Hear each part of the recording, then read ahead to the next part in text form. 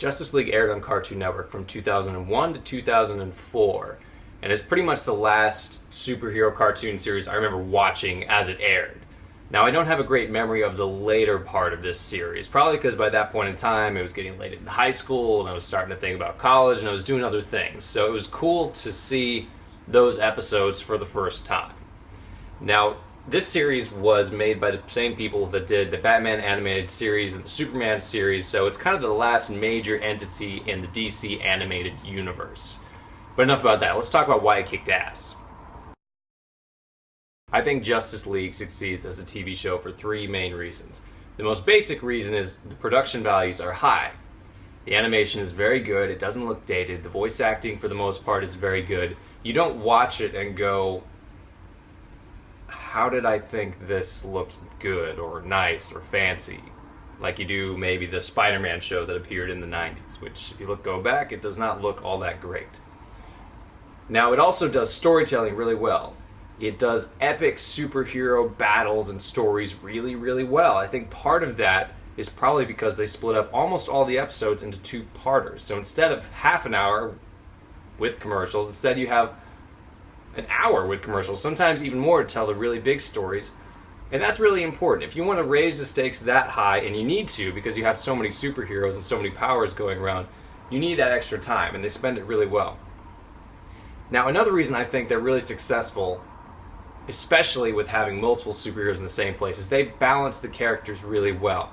Now, there's 7 main superheroes, the Justice League themselves, and even though they pull from pretty much every area of the DC universe for guest stars and villains and stuff like that, the 7 core are Superman, Batman, Wonder Woman, Flash, Green Lantern, as well as the 2 lesser-known ones, Hawkgirl and Martian Manhunter.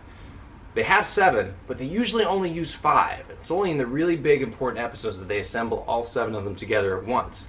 Since they only have 5 main superheroes in any one particular arc, that's 2 less that they have to find time and lines for and sort of balance the powers against the supervillains, stuff like that. So I think it's a very smart idea to sort of rotate the cast a little bit, so you're not getting too tired of any one superhero in particular. Overall, it's a really well done and well planned series. Any show about superheroes with the capes and the spandex and the crazy powers and all of that is an open door for cheese to just dribble on in and make things overly silly or sappy or just cheesy. Cheesy is the word. That's what people use to describe it. And there are definitely some episodes, some characters that I felt came off as a little bit cheesy. That's the trouble I think you take on when you do a series like Justice League, where you can pull from everything in the DC universe from the 30s and 40s all the way to the present day. You can definitely pull some ridiculous cheese in. I seem to recall one episode with, it may have been Gorilla Grodd. It was definitely some sort of smart superhero in a football field and Superman flicking him, and something about that episode was pretty cheesy and pretty silly. So there are moments of that in the show. For the most part, they do a pretty good balance between seriousness and drama and a little bit of comedy, which was actually a welcome change. The Flash is definitely a character I did not appreciate quite nearly as much when I was a kid. Everybody else is pretty much very, very, very serious, but Flash is kind of fun and definitely funny. Some people might think he's cheesy, but I think he was a welcome change of tone, so he definitely works pretty well. One character I didn't think worked as well, I'll tell you why. Martian Manhunter. Now, I liked John as he's named. There's certain parts of his story I liked. I liked that he was another alien in a foreign world and sort of adapting to his new friends and new life and all that stuff, but his powers were very vaguely defined. So there'd be episodes where suddenly he would turn into stone. I was like, oh, I guess he could do that now. See, I don't necessarily read the comic books, so I don't have all that explanation about what Martian Manhunter's powers were or are or whatever. So in different episodes, suddenly when he would do different things like change into a dragon or turn to stone or pass through walls, they didn't do a great job explaining what exactly he could do. So sometimes it just seemed like his powers were given to him based upon the circumstances of the story, which, you know, for everything else that's so well planned, I was surprised they didn't handle that a little bit better. It ends on an epic 3-part space battle, of course, but there are some interesting production consequences for this. Essentially, Hawkgirl is revealed as sort of a traitor. She's an advanced spy for her alien race that are going to come take over the Earth and use it as part of their war machine to defeat their eternal space rivals or something.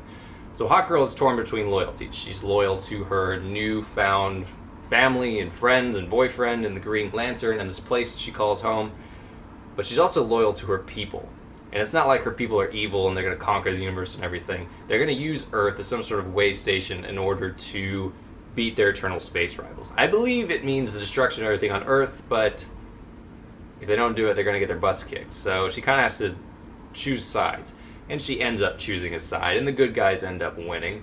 But she resigns from the Justice League in protest. The Watchtower is destroyed. It was definitely an ending to the series. But the thing is, they got new seasons. But after this season, they decided to change things up a bit. They would change the structure of the show, how many superheroes are in it, how long the stories are, how they're structured, and everything like that. And they would even title those new seasons under a different name. So for all intents and purposes, this is the end of this show. And it ended pretty well. I would have to give Justice League a 9 out of 10. It is really, really strong. It is probably better than I remember it. It's got great storytelling, great characters, great stories plucked from all sorts of properties in the DC universe. You got the great Joker stories, the great Batman stories, the great Superman stories. Flash has some great moments. Green Lantern, this is probably the best Green Lantern that's ever really existed. And it gets a proper ending. And it gets sort of a sequel series. So you can definitely start here and enjoy it and then move on to the next one, which I think is a little bit underrated, but that's for a different time.